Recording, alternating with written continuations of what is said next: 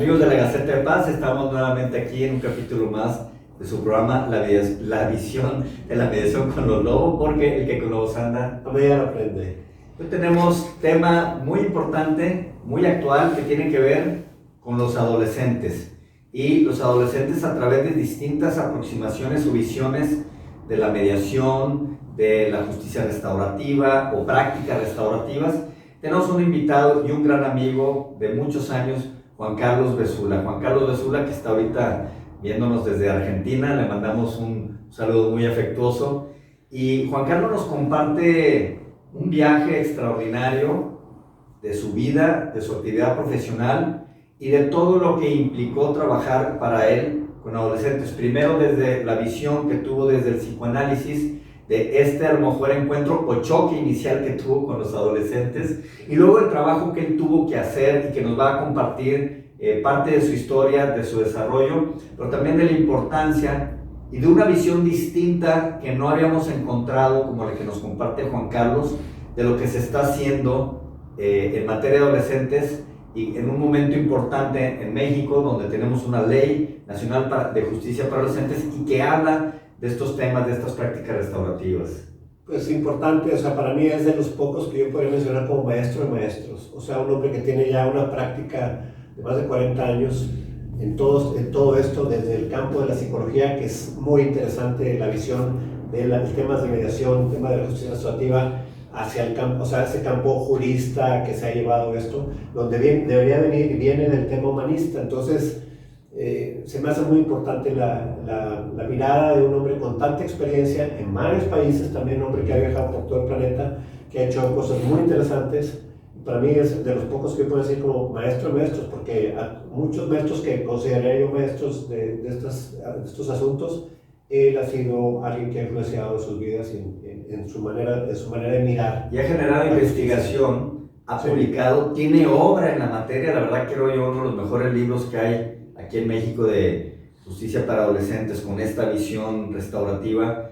Es obra no de ideas, sino de estudio, de preparación y de estar en el campo, de trabajar, de aprender. Entonces lo que nos comparte, yo les diría, amigos, agarren una libreta, una pluma, tomen nota, porque hay muchas perlas escondidas dentro de lo que nos va a dar Juan Carlos en unos pocos minutos más, para compartirnos sobre esta visión y la importancia de trabajar con los adolescentes desde esta perspectiva de la justicia restaurativa. En este caso, en lugar de escuchar la visión de Juan Carlos, escuchemos la mirada de Juan Carlos a la justicia restaurativa para los adolescentes. Vamos con nuestro invitado. Hola amigos de la Gaceta de Paz, estamos nuevamente aquí en un capítulo más de nuestro programa La visión de la mediación con los lobos.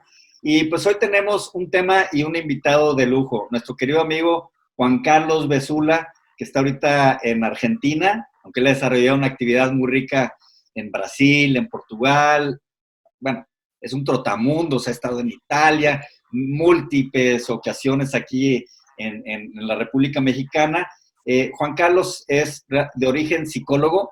Lo señalo porque luego sobramos o abundamos los abogados en estos temas, entonces, así como hay un oceanólogo aquí presente, también los psicólogos han tenido una participación importante en el desarrollo de los métodos alternos en el mundo. Juan Carlos también tiene estudios de posgrado en materia de servicio social. Y esto lo comento porque siempre a veces los enfoques y los orígenes de nosotros tienen que ver o aportar para este movimiento.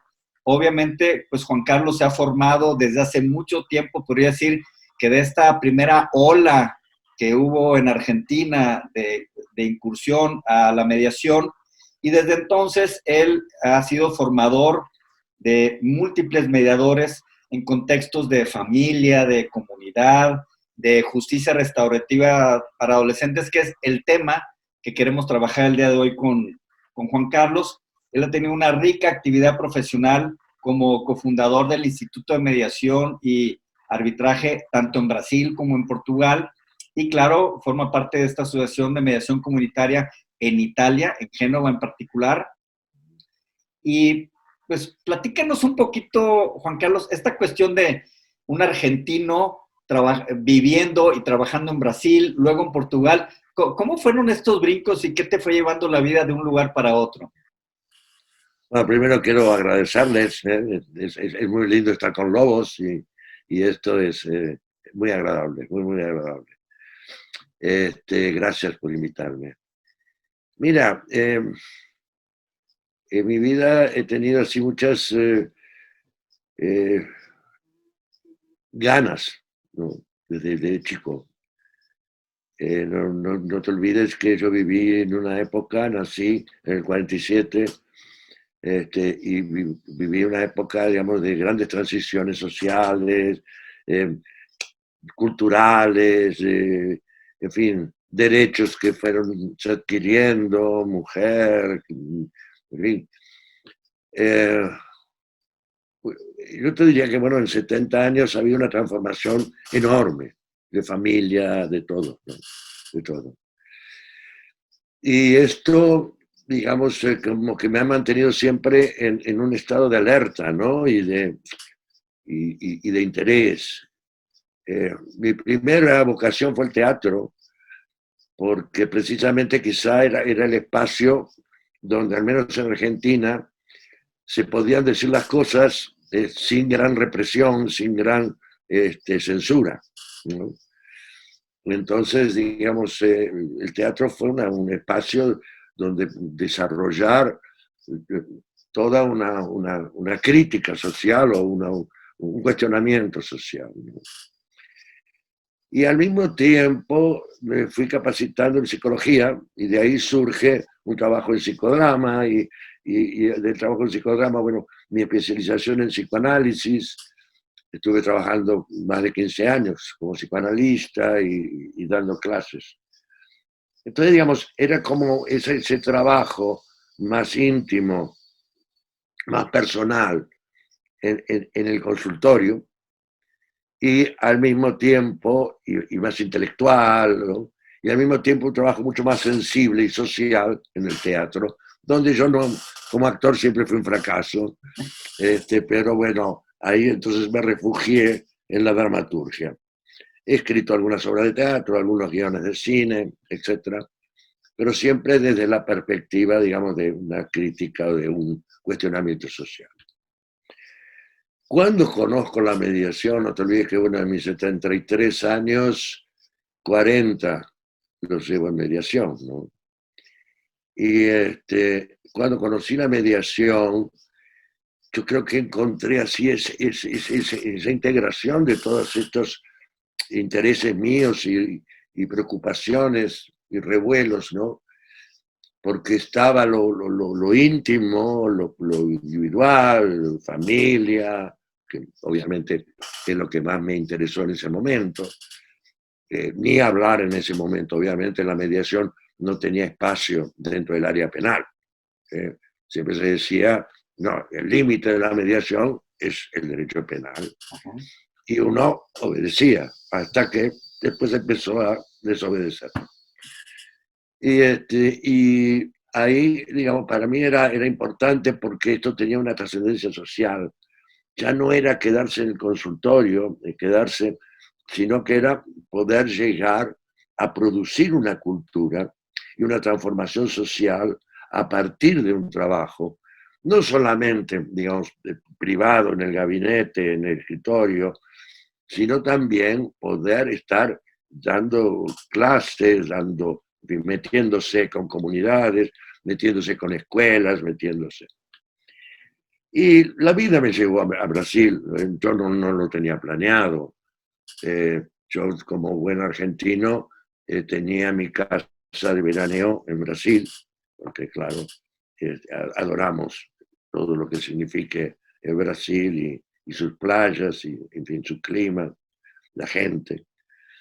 Y ahí, por casualidad, en una isla paradisíaca como Fernando de Noronha, que es una de las maravillas del mundo, me encuentro con un matrimonio, nos ponemos a conversar y finalmente él era un notario en Curitiba, en Brasil, y mi casa quedaba a 200 kilómetros de Curitiba, en el sur, en Santa Catarina. Entonces, me atrajo. Él se interesó mucho por la mediación, preguntó, ¿qué haces? ¿Qué haces? ¿Qué haces?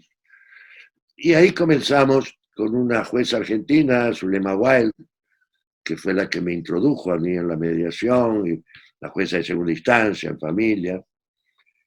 Y primero llamándome, convocándome como psicoanalista para poder, digamos, traer mis aportes. Mis primeras mediaciones, la gente sufrió mucho, porque yo le hacía un psicoanálisis salvaje, en fin, pido perdón a todos aquellos de mis primeras horas. Después uno va consiguiendo diferenciar y va consiguiendo, digamos, y yo lo que busqué es abrevar en el derecho y abrevar en la sociología para poder quebrar esta visión, digamos, unilateral, ¿no? Y empezar a adquirir, digamos, visiones desde otros espacios científicos, ¿no? De todas maneras, sin duda, digamos, mi pensamiento está organizado desde el psicoanálisis, en el sentido, digamos, de lo que lleva a las interrelaciones, de lo que lleva, digamos, a la cuestión, digamos, comunitaria y a la cuestión más, digamos, de las necesidades y su manera, la manera que tenemos cada uno de nosotros de atender nuestras necesidades, ¿no? Entonces, digamos, esto me ha llevado, claro, a un elemento, digamos, de placer, de integración.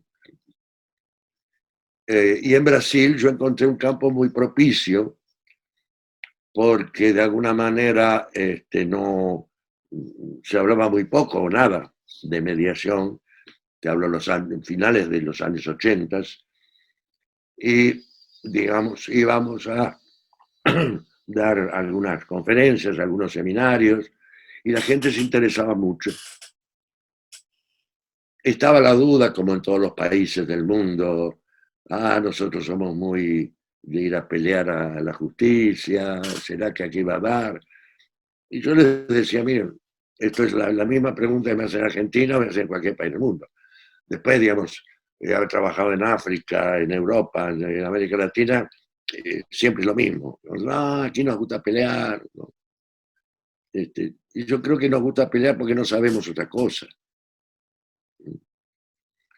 Porque es mucho más gratificante y es una vida realmente mucho más agradable y de mejor calidad, ¿no? Bueno, esto, digamos, de alguna forma fue llevando a familia. Como fui de alguna manera pionero en Brasil, me tocó atender hasta relaciones laborales, cosa que, digamos, yo no sabía nada, obviamente, solo de la perspectiva humana, ¿viste? Esa aproximación, relaciones comerciales, relaciones, en fin, de todo tipo de relaciones. Y esto me permitió, digamos, ir a averiguar, participar de cursos, seminarios, de todas estas posibilidades. En el 94 fundamos el Instituto de Mediación y Arbitraje de Brasil, en Curitiba, que continúa a funcionar hasta hoy, ahora en San Pablo, con sede en San Pablo. Y yo te diría que ahí yo entendí que la mediación era algo no unilateral, no era algo de limitaciones, de la mediación para familia, la mediación para empresarios, la mediación para... Yo creo que la mediación era una sola, ¿no? Porque los seres humanos somos uno solo, digamos. Lo que pasa es que tenemos aspectos y tenemos maneras de relacionarnos diferentes, pero en definitiva el ser humano es un ser humano en cualquier parte del mundo. Y las diferencias no hacen más que fortalecer nuestra igualdad. Uh-huh. Y bueno, es como principio, digamos, de inclusión, etcétera. bueno, fuimos yendo, ¿sabes?, a trabajar en defensorías públicas.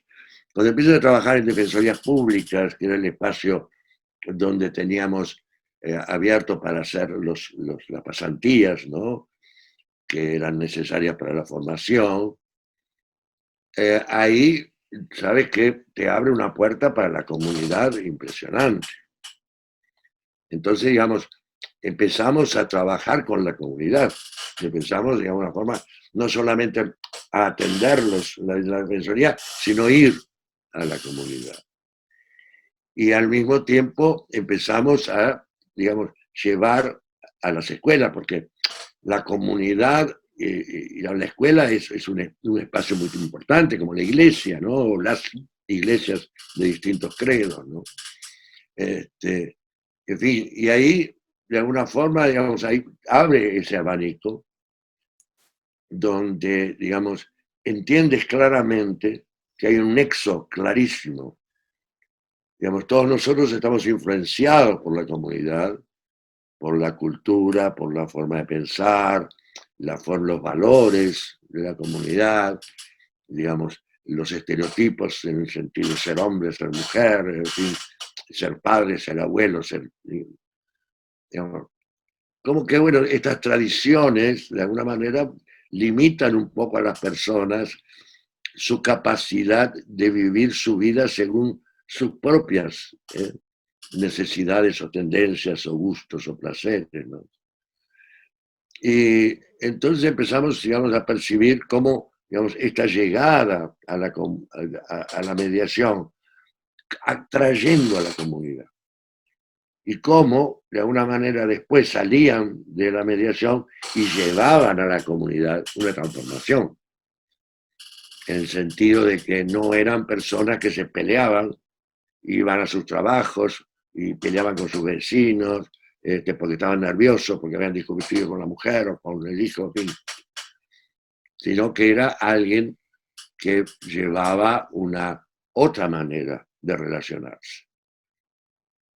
Cuando esto comienza a percibirse, comienza a entrar una cultura dentro de una comunidad. Y digamos, entrar por la comunidad, para la comunidad, empezamos a generar espacios donde la propia comunidad hiciera su trabajo, no solamente de mediación entre pares, sino también de hacer una gestión, una autogestión de la propia comunidad. No esperar más el modelo de comunidad que el Estado o el gobierno de turno o la cultura del momento impone, sino poder realizarse ellos mismos, ¿no?, de alguna forma considerándose en condiciones, considerándose capaces de poder realizar ese trabajo. Entonces ahí vas empezando a percibir, digamos, las dificultades que hay en cuanto a, digamos, tradiciones o sistemas que buscan de alguna manera limitarnos. O sea, nosotros vivimos en una sociedad occidental donde el concepto del Estado es sumamente presente en cuanto a regular las relaciones, en cuanto a ofrecer el sistema judicial, en cuanto a generar, digamos, y modificar tu vida según las leyes que se van votando o las medidas que se van tomando. Entonces, digamos, todo esto es un sistema que de alguna forma, digamos, está a producir una dependencia. Y la mediación viene a contracultura, ¿no?, a producir precisamente un cuestionamiento de esa dependencia.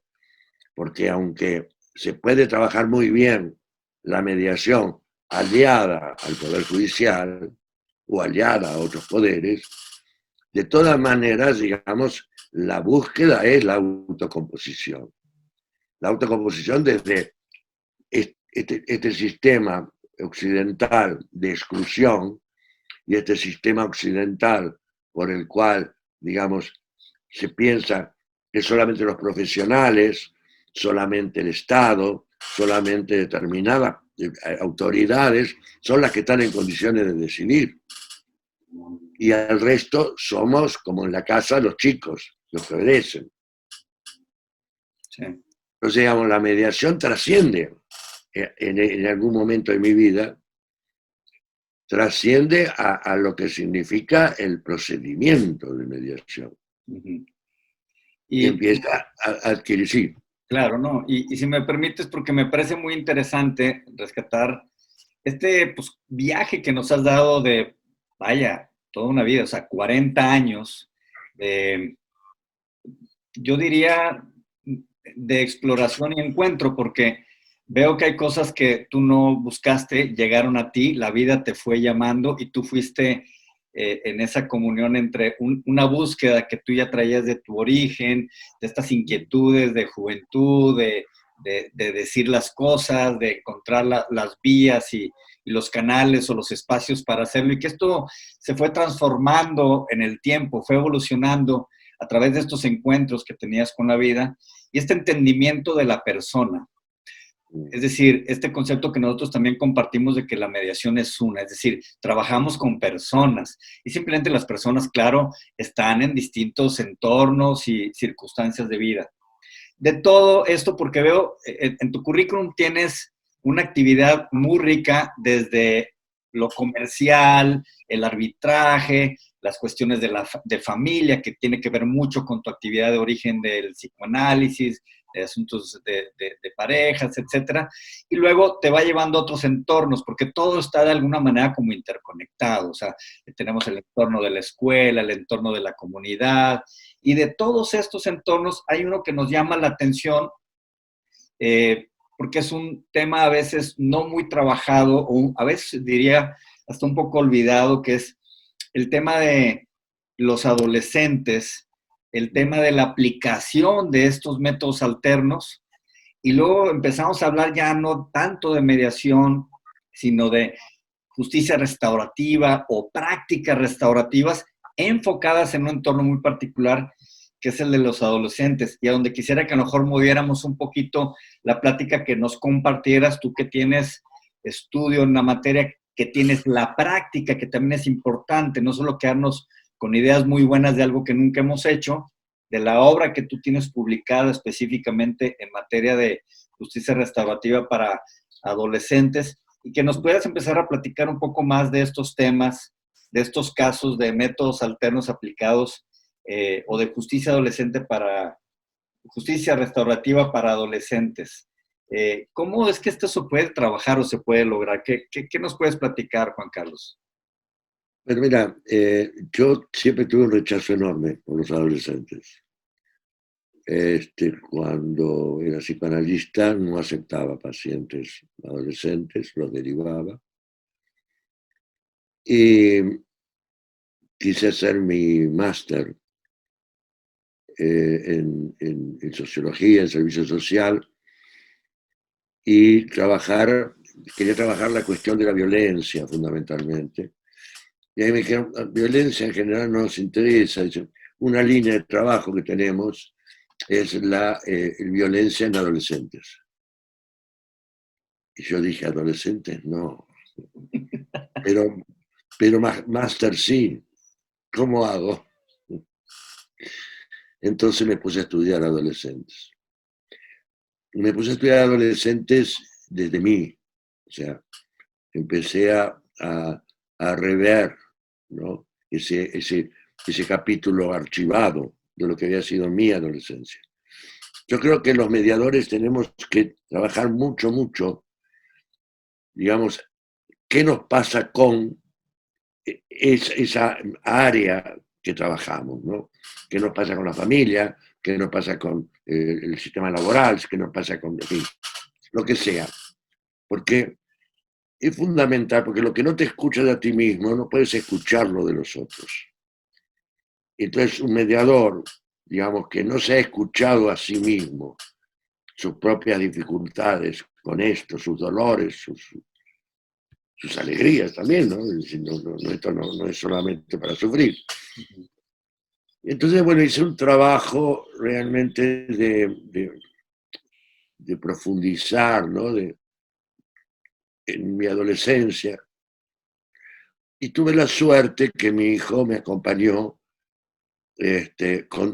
hablando mucho sobre cómo había sido yo como padre de él durante su adolescencia. Y ahí, bueno, me descubrí en cantidad de cosas que yo no imaginaba de mí mismo. Entonces, ahí me di cuenta de el sufrimiento que pasa en la adolescencia, el castigo que le da la sociedad de una manera tremenda, como todos los medios de difusión dan espacios enormes a las transgresiones y a la violencia producida por adolescentes. En la época que lo estuve estudiando, digamos, en los diarios se producía, se daba un 70% de espacio en la parte, digamos, de policiales y de violencias, etc. Y era cometían el 7% de los delitos. Entonces, esto fue generando cada vez más un espacio de exclusión. Y esto me hizo entrar así, wow, directamente, me fasciné. Y justo un gran amigo, un juez de Santa Catarina, Alexandre Moraes da Rosa, que ha estado en algunos de los congresos en México y en otros países, justo nombrado como juez en el área de infancia y juventud, sería infancia y juventud. Y entonces hacemos un proyecto de establecer la mediación en los casos de adolescentes autores de acto infraccional. Esto es el año 2000. Yo ya había visto la experiencia en Barcelona de la justicia juvenil catalana, que funcionó muy, muy, muy bien. A su vez habíamos tenido experiencias en los juzgados especiales de Brasil, de menor cuantía, digamos, de menor coste, y digamos, en la parte criminal, donde van, digamos, delitos de menor nivel ofensivo, ¿no? Y ahí en el año 97 empezamos a aplicar la mediación en estas pequeñas causas, ¿no? Entonces ya veníamos con una práctica y haberle vencido el miedo a lo penal. Y ahí empezamos de alguna forma a conocer y a encontrar otras experiencias en el mundo. Y implementamos entonces en Joinville, en Santa Catarina, un trabajo que duró 7 años, donde comenzamos atendiendo los casos que nos derivaba Alexandre. Trabajábamos con el adolescente, su familia, con la víctima, su familia, y ahí percibimos la necesidad urgente de la comunidad. Entonces empezamos a hacer un trabajo desde el propio fórum, desde el propio, que sería en español fórum, tribunal no, porque tribunal es alto, ¿no? O cada edificio es un tribunal. Cada edificio es un tribunal en español. Sí. Entonces, digamos, en el tribunal de Joinville empezamos a hacer un trabajo con la comunidad. Los propios padres de los adolescentes que íbamos atendiendo nos abrían las puertas, nos llevaban, y empezamos a convocar para escuchar qué le pasaba a la comunidad con los adolescentes y qué le pasaba a los adolescentes con la comunidad. Y ahí percibimos, digamos, un desconocimiento enorme por parte de la comunidad de lo que era ser adolescente. Solamente los adolescentes molestaban porque hacían barullo y ruido en las calles, destrozos, iban en las puertas de los edificios, en las plazas, en fin. Y bueno, ahí los adolescentes lo que decían es que no tenemos a dónde ir. Entonces era una cosa muy clara de no escucharse, de rechazarse, de no percibirse como partes integrantes unos de los otros. el adolescente sentía la comunidad que lo rechazaba, no lo escuchaba, le cerraba la posibilidad de tener espacios propios. Y pensemos claramente, digamos, hoy en día cualquier ciudad tiene espacios para adultos, tiene espacios para niños, pero no tiene espacios para adolescentes. Entonces, digamos, es como que o se adultizan o se infantilizan. Y esta clase adolescente, este espacio adolescente, que además es muy marcante para mí también porque, digamos, es el pasaje de la dependencia infantil a la emancipación adulta. Y esto para mí es un símbolo de la mediación, porque la mediación también es un pasaje de la dependencia de los conceptos, de los límites, digamos, de estas cosas así, de los prejuicios, ¿no? Que nos están permanentemente presionando y que nos lleva a reaccionar, digamos, para mantener una imagen, para mantener un espacio, ¿no? Y donde no rescatamos realmente las emociones y los sentimientos. Y entonces, digamos, emanciparse sería esta posibilidad realmente de rescatar lo que realmente deseo, rescatar el respeto por el otro al encontrar el respeto. Entonces fuimos percibiendo que era fundamental que se produjera ese reconocimiento por parte de la comunidad. Y empezamos a introducir en las mediaciones un portavoz de la comunidad. O sea, esto obviamente en la medida en que fuimos integrándonos de mediación en el área penal a mediación restaurativa. O sea, la mediación restaurativa creo que contrariamente a lo que habla la línea tradicional de la justicia restaurativa, la mediación no es negocial. La mediación realmente es relacional, cuestionadora, en el sentido de poder entender que mis actos producen efectos, producen consecuencias, y yo debo responsabilizarme por mis propios actos. Yo debo apropiarme de mi vida y apropiarme de lo que produzco en mí y produzco en los demás. Esta reflexión que uno hace realmente con los adolescentes, con su familia, con las personas que le son más próximas, es siempre en diálogo con alguien de la comunidad, que les trae, digamos, esa visión que tiene la comunidad en cuanto a lo que producen. Y al mismo tiempo, el adolescente manifiesta sus necesidades y el portavoz de la comunidad las escucha para que sea tomado en cuenta atender esas necesidades. Porque en definitiva, nosotros estamos muy acostumbrados a limitar. Lo penal es lo penal, ¿no? Y tomar al adolescente o al niño en situación de riesgo es otra cosa. ¿Cuándo está todo junto? O sea, los derechos, fundamentalmente el principio de protección integral, los derechos de personas en desarrollo, le pertenecen tanto al que está abandonado como a aquel que cometió algún tipo de ilegalidad. Entonces, digamos, tenemos que escuchar sus necesidades, porque en la medida en que los respetemos, ellos se empiezan a respetar. Porque en definitiva, para mí, el acto infraccional o la ilegalidad o la conducta transgresora es un pedido de ayuda. Y está diciendo, hey, me están pasando cosas y ustedes no hacen nada.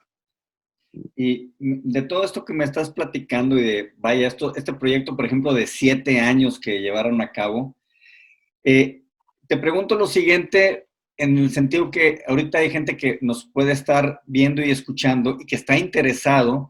De hecho, en México existe una ley nacional de justicia para adolescentes, ya contempla estas posibilidades, pero a veces de lo que dice la letra de la ley o una política pública en la implementación es la parte que a veces no se tiene clara. Y me gustaría preguntarte de algunas de estas historias de éxito que tú hayas estudiado o te haya tocado participar, nos pudieras dar dos cosas.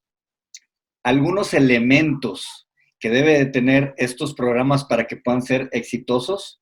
Y si nos puedes hablar también de algunos resultados. Por ejemplo, sé que hay estudios en la Unión Americana que hablan que cuando se trabaja bien el tema de adolescentes con justicia restaurativa o mediación, se le pega la reincidencia, que es como uno de los grandes males o problemas con adolescentes que luego vuelven a reincidir y esto se escala a que mañana son los futuros posibles criminales. Entonces, de estas historias de éxito que tú has estudiado y que has generado, ¿cuáles serían algunos de los elementos para que sea un programa exitoso?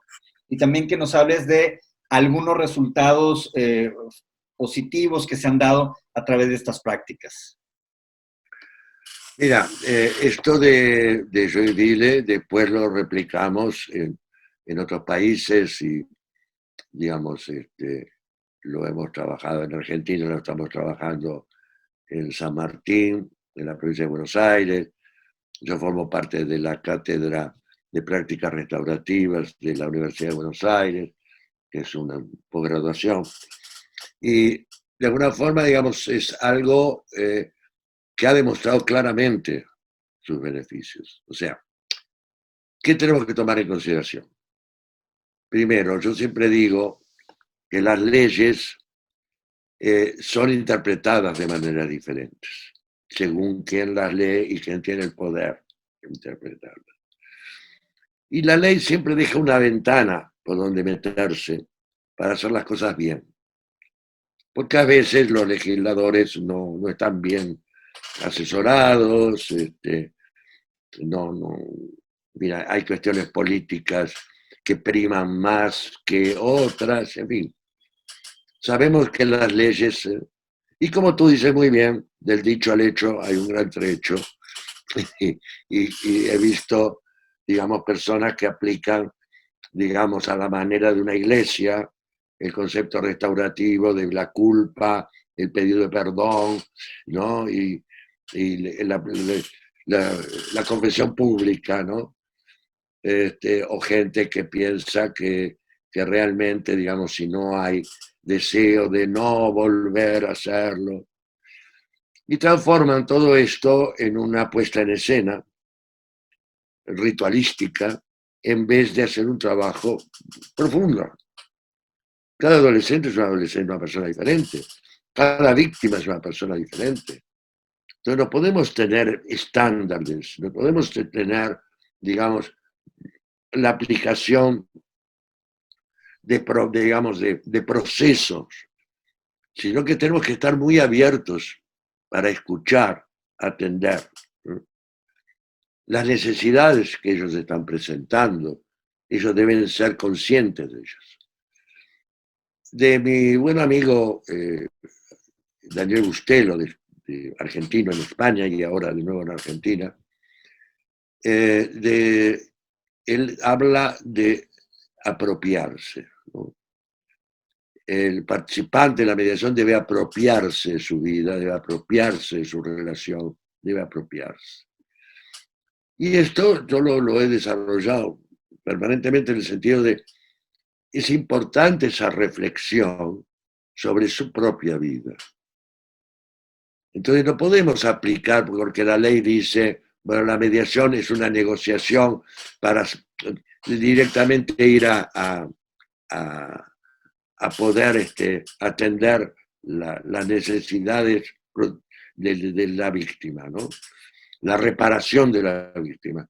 Porque eso es reducir a un mínimo lo que es realmente un efecto trascendente social. Esto de, digamos, esta ley del talión, que en definitiva nos sigue absolutamente rigiendo, y que ahora en vez de ojo por ojo es ojo por dinero, no puede funcionar en la mediación. En la mediación debe funcionar una clara, digamos, comprensión de un trabajo corresponsable de agresor y de víctima. ¿Y en qué son corresponsables? No en que haya sucedido esto, no. Obviamente no estamos a descargar ninguna responsabilidad en el autor material, ni estamos inculpando a la víctima, de ninguna manera. Pero sí, pasada la cuestión, los dos tienen que trabajar juntos para superarlo. ¿Y cómo se supera?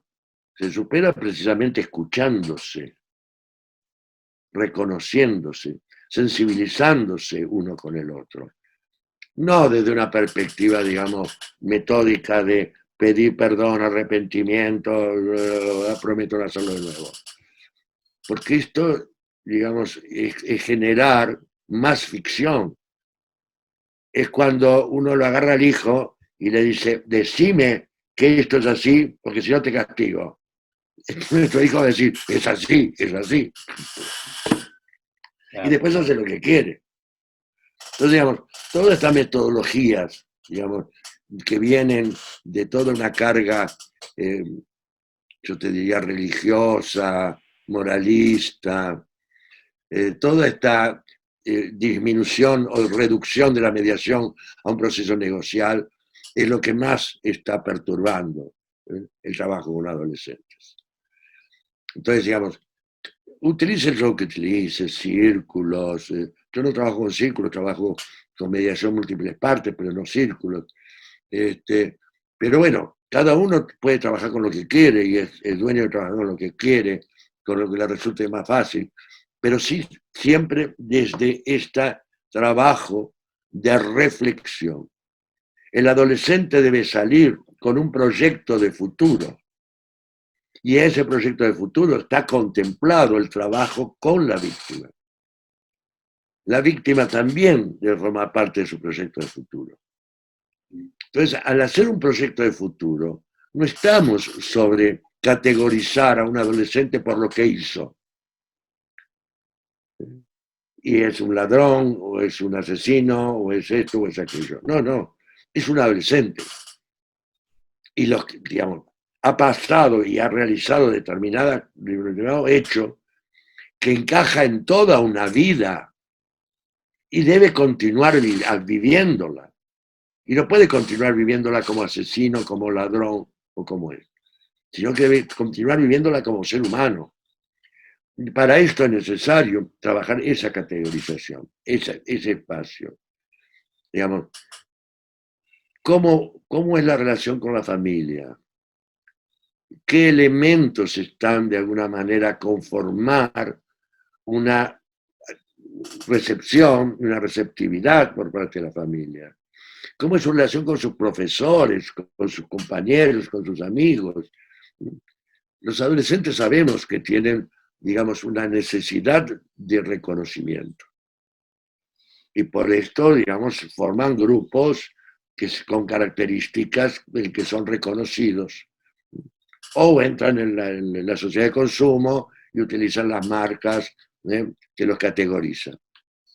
Yo te diría que qué interesante esta visión de aparentemente teníamos una idea de cómo intervenir, nos agarramos de modelos, de metodologías, y pareciera ser que estamos viendo el mundo, en este caso el mundo de los adolescentes, a través de la mirilla, de la puerta, de la cerradura, cuando el panorama es, o nos lo estás planteando de una manera mucho más amplia. Ante este reto de apertura de visión, una persona que nos está viendo y escuchando y que dice, wow, esto es un reto mayor de lo que yo me esperaba.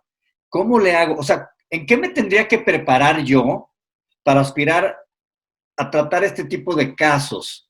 Y luego tenemos esta cosa de algunos que te piden, no, tú tienes que prepararte a nivel doctorado y todo el mundo te quiere vender cursos. Y si no tomas los cursos con fulano de tal, o si no tomas tantas horas, ni te metas a estas cosas.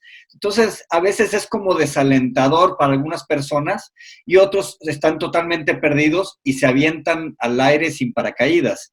¿Tú qué recomendarías a una persona que dice, me quiero preparar, quiero invertir en mi persona para dar un buen servicio, por ejemplo, para atender asuntos de adolescentes con justicia restaurativa? ¿Qué les dirías? Primero, hacer ese trabajo sobre sí mismo, okay, sobre cómo fue su adolescencia, si es padre, hermano, abuelo, tío de adolescentes, poder hablar. abrir la escucha, desarrollar la escucha, la capacidad de escuchar con una propuesta comunicacional que no es nuestra, sino que la recibimos de ellos. Son ellos los que nos proponen de qué canal vamos a utilizar para comunicarnos. ¿Mm? Obviamente que tiene que estudiar, digamos, pienso que Winnicott es un buen comienzo, un excelente comienzo, ¿no? Donald Winnicott, que trabajó durante la Segunda Guerra Mundial con adolescentes, ¿no? Porque, digamos, es importante entender el proceso familiar. Digamos, ¿por qué tenemos hijos?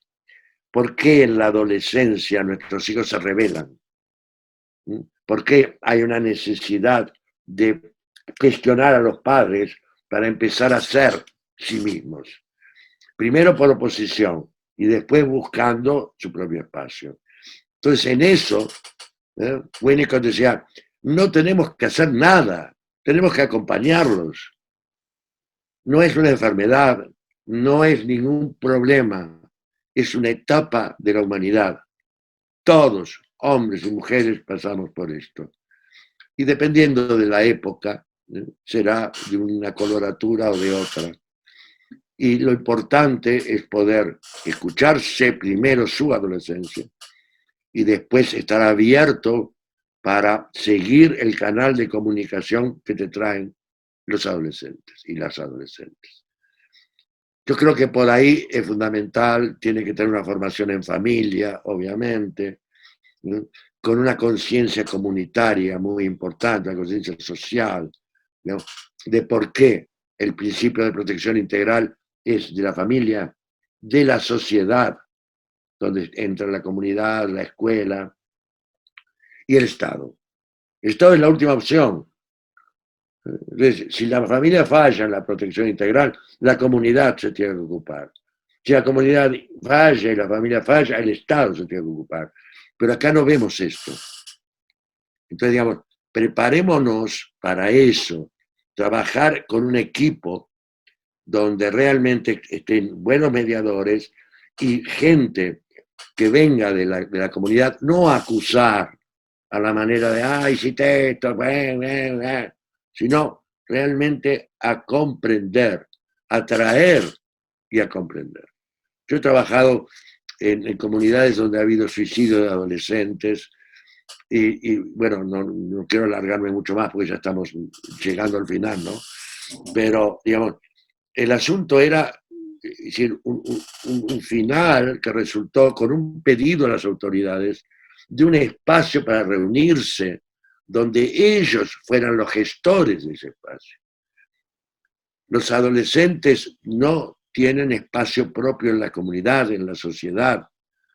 ¿Son los nenes malcriados o son los adultos deformados? Entonces, tenemos que crear esta conciencia, y yo creo que sí, que el estudio es fundamental, pero creo que el desarrollo humano el mediador debe tener un desarrollo humano de gran comprensión humana, para poder realmente escuchar, atender a las víctimas y a los adolescentes y las adolescentes.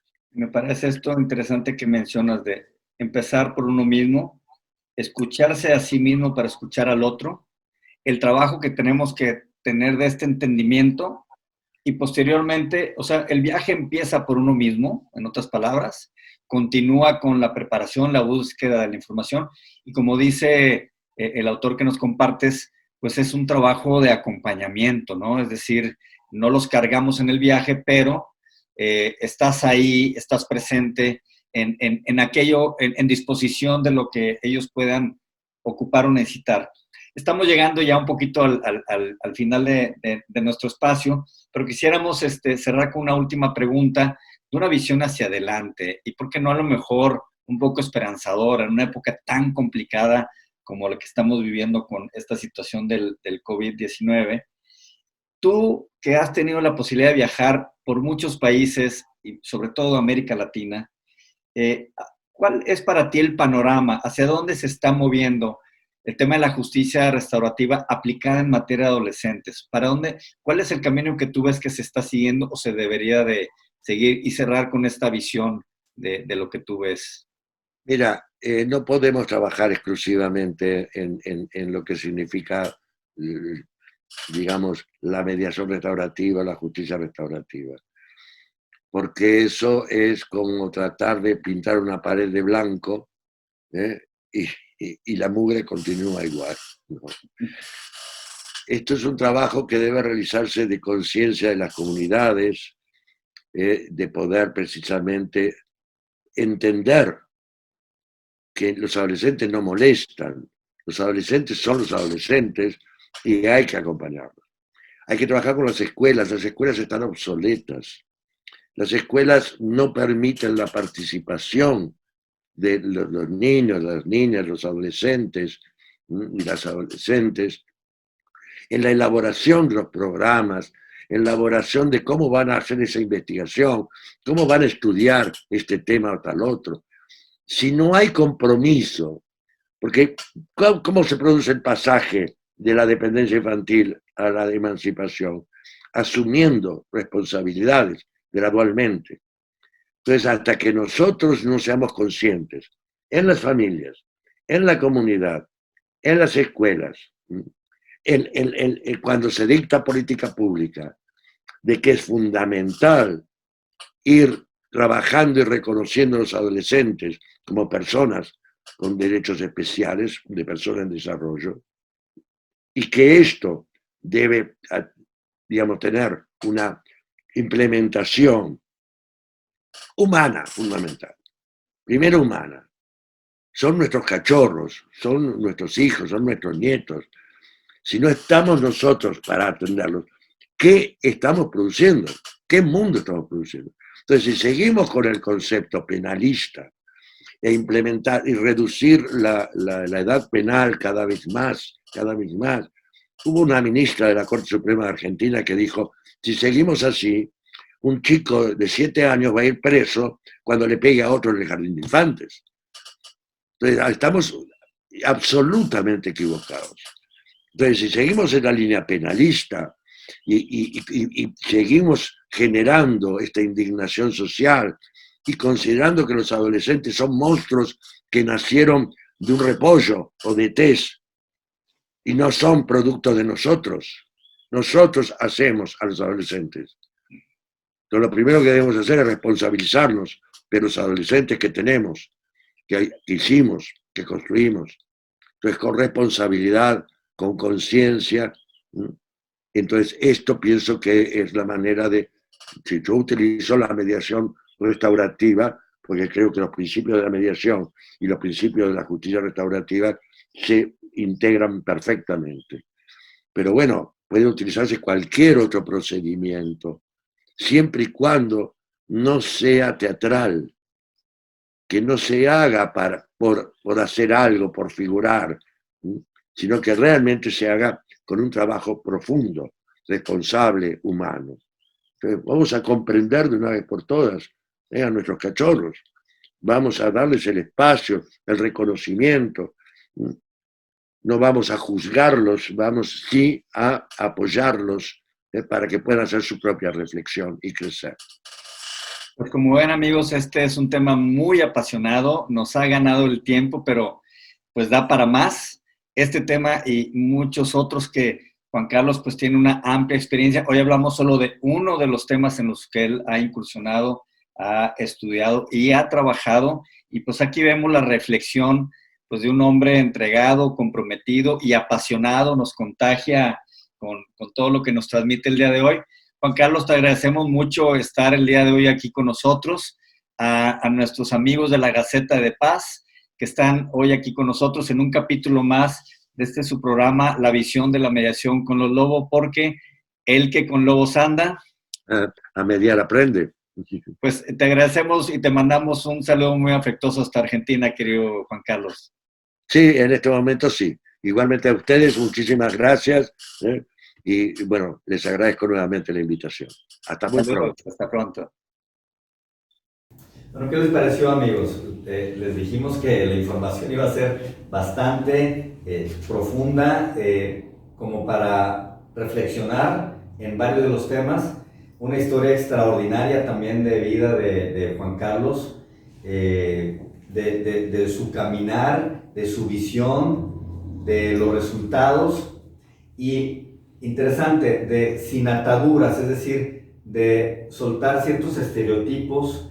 Él habla, incluso yo lo tomaría hasta como un comentario que puede ser una crítica, de dejar la teatralidad a veces que se busca en ciertos programas que dicen tienes que seguir este guión como una obra, y entonces le dices al adolescente, mira, si no te arrepientes entonces te vamos a castigar. Entonces, ¿qué crees? Pues no, sí estoy arrepentido. Entonces, o sea, la verdad es que nos lo explica de una manera tan sencilla, pero sin dejar de tener una raíz profunda de esta etapa de la vida por lo que todos pasamos, ¿no?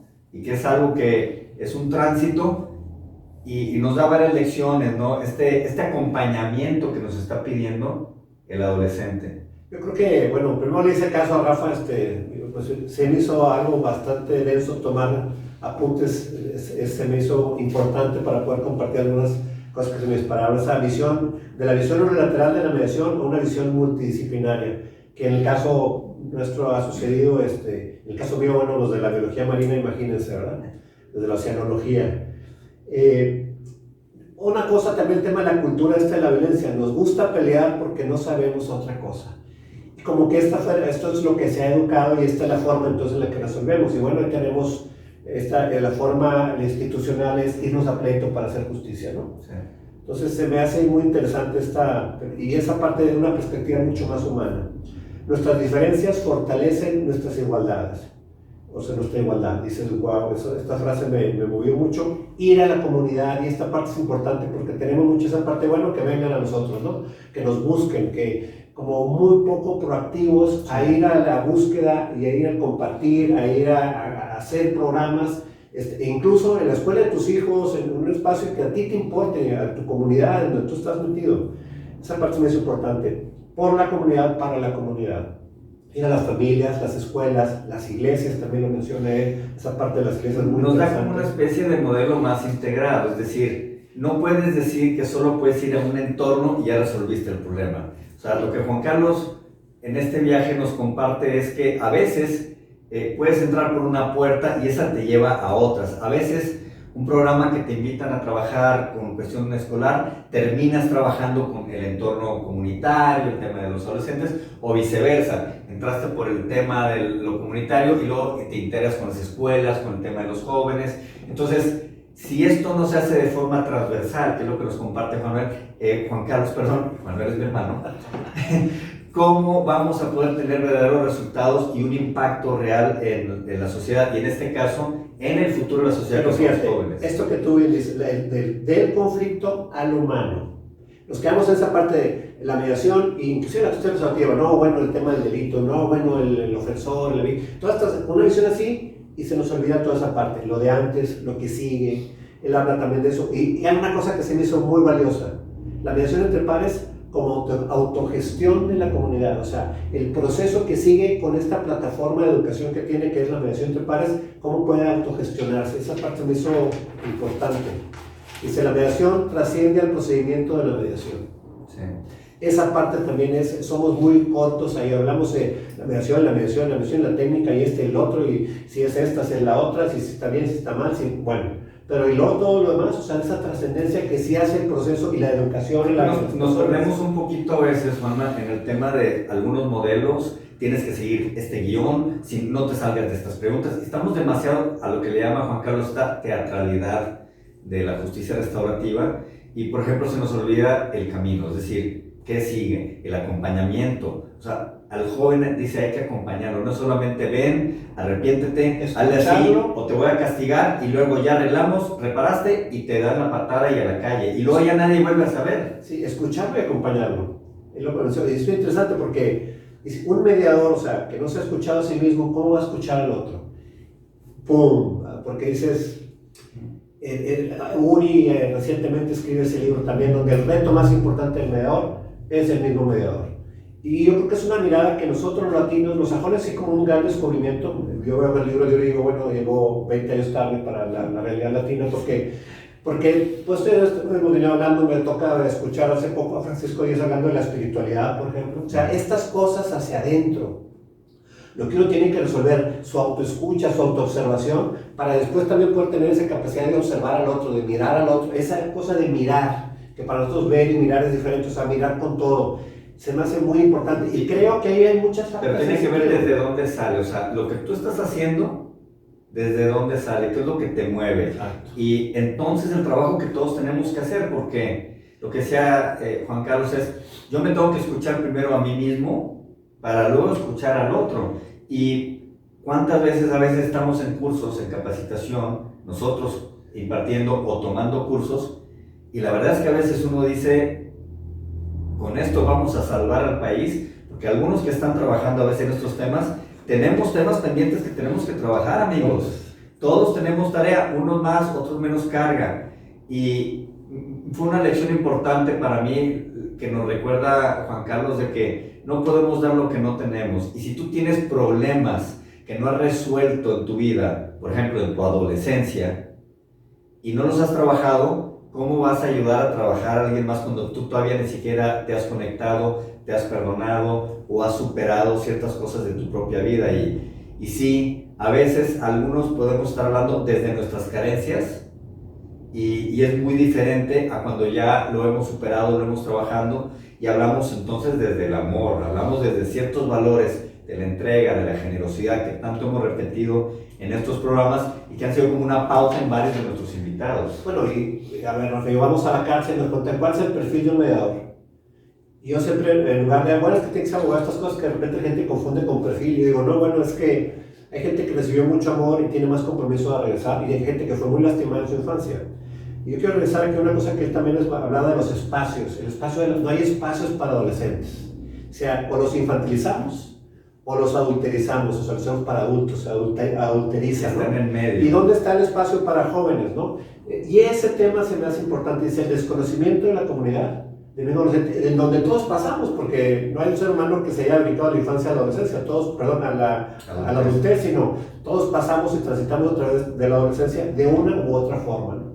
Entonces, esa escucha se me hace importante, regresando un poco a esa mirada de hacia adentro, y de poder abrir un espacio honesto, sincero, franco a esa escucha y a buscar entender al ser humano en esta fase de su vida que es la adolescencia, en donde, fíjate, ya lo dice, la comisión de una falta es un pedido de ayuda.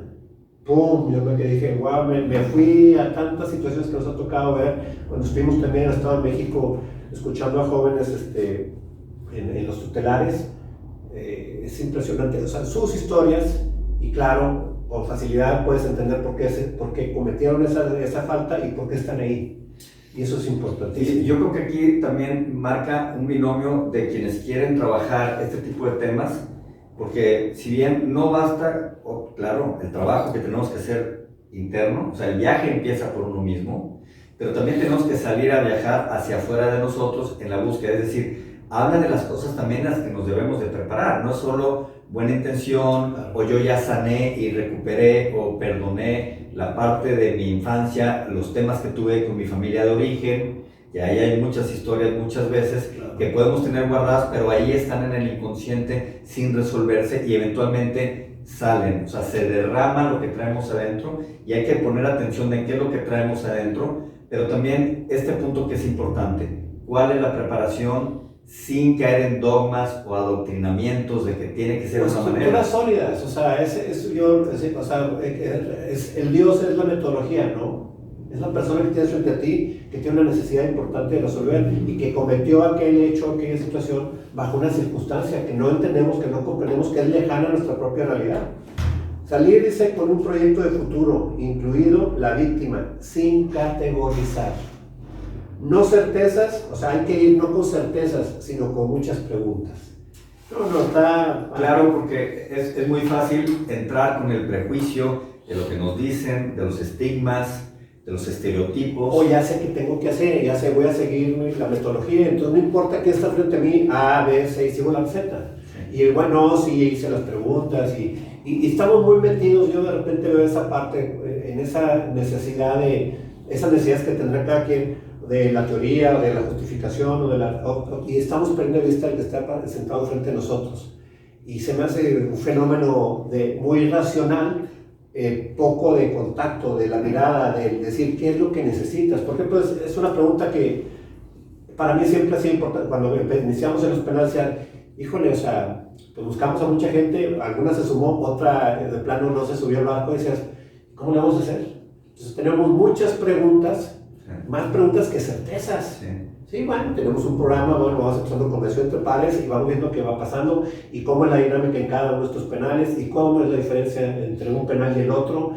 Pues ni idea, o sea, tú puedes, y cada quien, la gente que se encarga de esto en su secretaría, pues te podrán dar sus opiniones, sus visiones, pero estos acercamientos, y en el caso del adolescente, yo creo que es como se hace invisible a la gente en las cárceles, invisibilizamos a los adolescentes y los juzgamos duramente. Esa parte que él toca se me hace muy importante y se me hace una mirada como de refrescar y de cambiar la forma del acercamiento al adolescente. Yo creo que en tema de la visión sería como cuando a estos caballos de molienda les tienen este antifaz o estos lentes para solo ver de alguna manera, parece ver que hay modelos que nos quieren de alguna manera encasillar a ver solo una manera y dejar de ver el resto y soltarnos de estar solo dando vueltas alrededor del molino.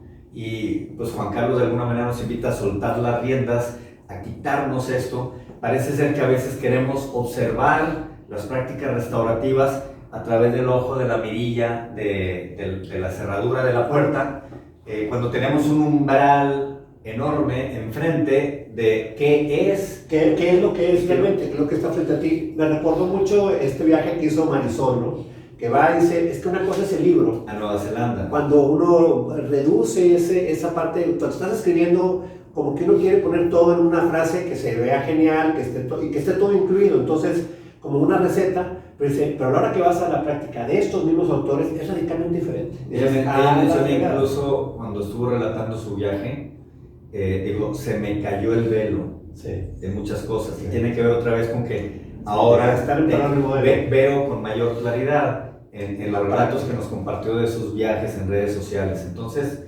sí, nuevamente, esta claridad, esta amplitud, estas miras, todas estas formas de ver, de mirar a través, y hoy a través de los ojos de Juan Carlos Bezula, que nos acompañó el día de hoy. Sí, genial, yo sorprendido de todo lo que nos dijo de una manera tan resumida, pero sí, otra vez, mirar sobre las metodologías a la persona que está en otro lado buscando resolver algo, y que tú estás sentado ahí como un facilitador de un proceso que espero también hayas hecho hacia tu interior, que tú hayas trabajado contigo para que puedas entonces empezar a dar un poco de lo que tú has entendido en ti, de tu mismo proceso, de tu propia realidad.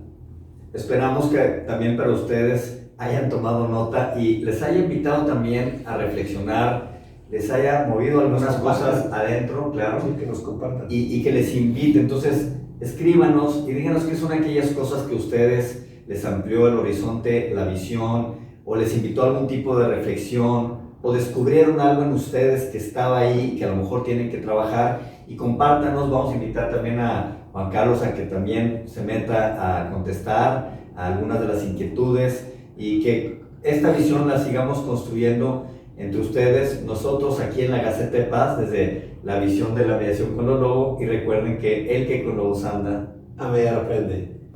Hasta la próxima.